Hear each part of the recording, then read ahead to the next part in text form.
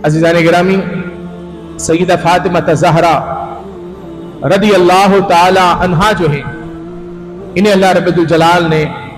जहां दीगर मकाम और मर्तबे अता फरमाए हैं, सैयदा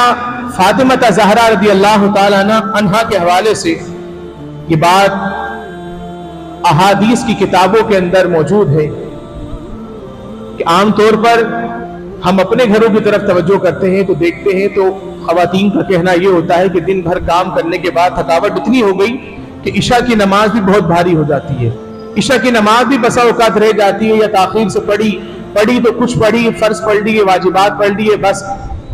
क्यों दिन भर काम किया। लेकिन कुर्बान जाइए सैयदा फातिमा ज़हरा रदी अल्लाह ताला अन्हा की अजमतों के हवाले से इमाम हसन रदी अल्लाह ताला अन्हु फरमाते हैं कि मैं देखता कि मेरी वालिदा मोहतरमा दिन भर अपने जो काम काज हैं, और याद रखिए सैयदा फातिमा ज़हरा रदी अल्लाह ताला अन्हा के जो काम काज है कोई मुख्तसर से काम नहीं थे कि कोई कहे कि शायद इस दौर में काम कम होते होंगे, इस बिना पे ये सब कुछ हो जाता होगा।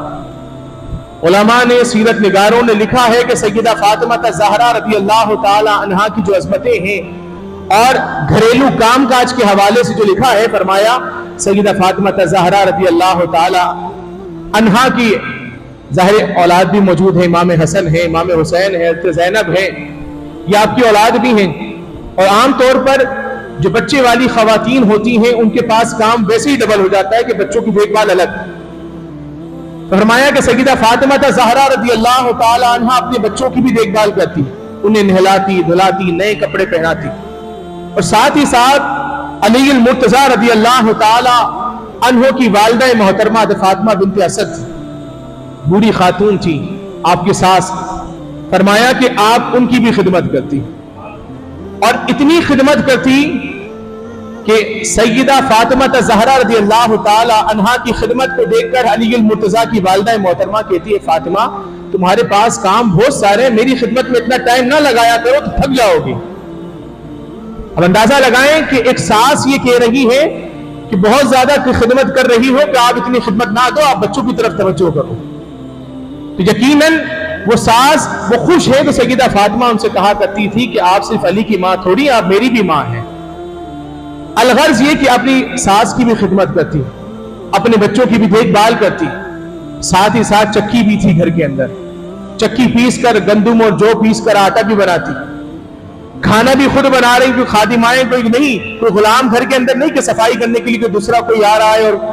काम कोई और करके दे रहा है, खाना कोई और पका के दे रहा है। फरमाया खाना भी खुद पका रही है, पकाते वक्त जिक्र अस्कार भी चल रहा है, कुरान की तिलावत भी चल रही है।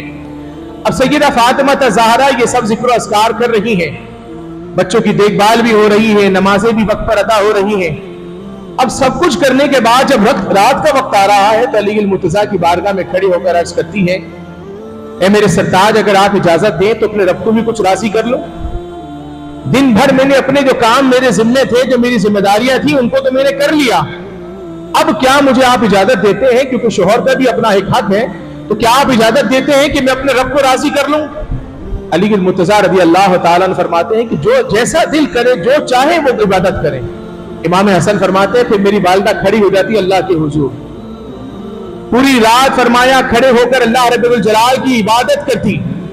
और पूरी रात नमाजें अदा करती, अल्लाह का जिक्र अस्कार करती।